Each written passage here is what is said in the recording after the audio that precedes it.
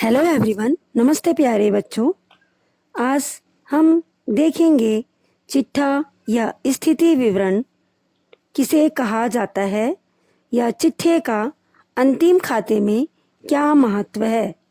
व्यापार एवं लाभ हानि खाते के माध्यम से व्यापार के लाभ अथवा हानि की जानकारी तो मिल जाती है, किंतु व्यापार की वास्तविक वित्तीय स्थिति स्पष्ट नहीं होती।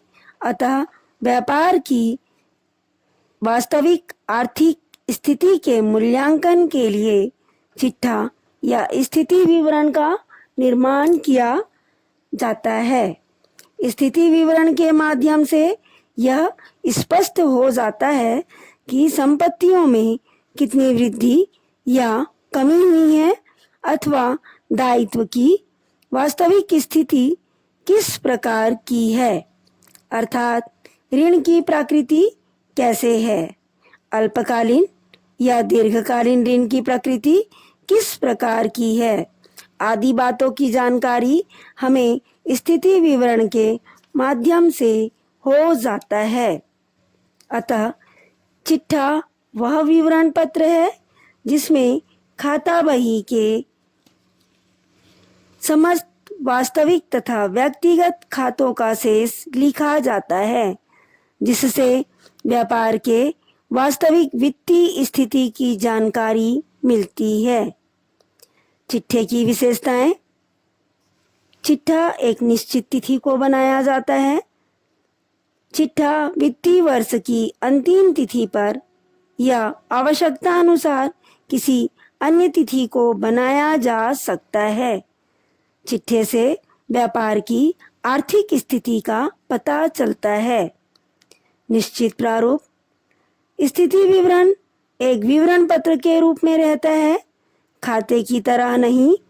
इसमें दाहिनी ओर संपत्तियां और बाईं ओर पूंजी एवं दायित्व को लिखा जाता है। इसे एक निश्चित प्रारूप में बनाया जाता है तथा इसमें खाते की तरह टू और बाई शब्द का प्रयोग नहीं किया जाता। विषय सामग्री। खाता बही के समस्त व्यक्तिगत तथा संपत्ति खातों के शेष इसमें लिखे जाते हैं। इन शेष में विकलन शेष होते हैं, उन्हें संपत्ति पक्ष की ओर लिखा जाता है और जो समाकलन शेष होते हैं उन्हें दायित्व पक्ष में दर्शाया जाता है। चौथा पॉइंट है निश्चित क्रम। चिट्ठे में संपत्तियों एवं दायित्वों को एक निर्धारित क्रम में दर्शाया जाता है।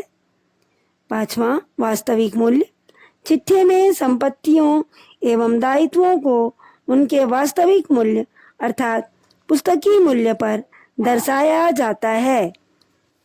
बच्चों, अब हम जानेंगे चिट्ठे का क्या महत्व है। Importance of balance sheet.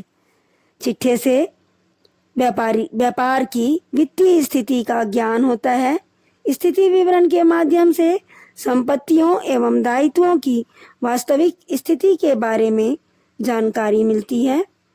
दूसरा, कुल देनदार या उनसे प्राप्त राशि का ज्ञान होता है।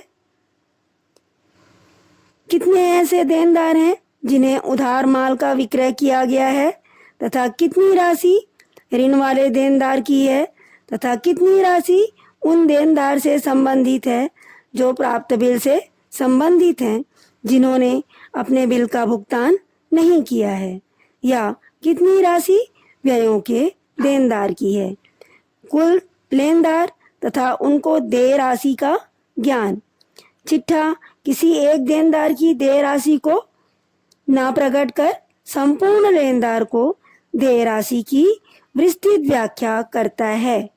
स्थिति विवरण के माध्यम से यह ज्ञात होता है कि किस प्रकार के लेनदार को कितनी राशि का भुगतान करना है, या संपूर्ण लेनदारों में से कितनी राशि ऋण के रूप में देय है तथा कितनी राशि देय बिल के रूप में और कितनी राशि क्रय के लिए देय है तथा कितनी राशि व्ययों के लिए देय है।